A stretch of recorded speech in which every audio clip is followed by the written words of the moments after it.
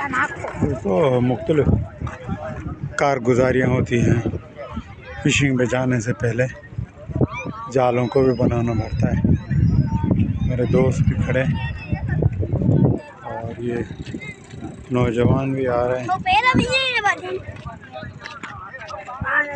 इस तरह से जेटियों पर तो यही होता है कि आना जाना है। जैसे ये जाल बन रहा है और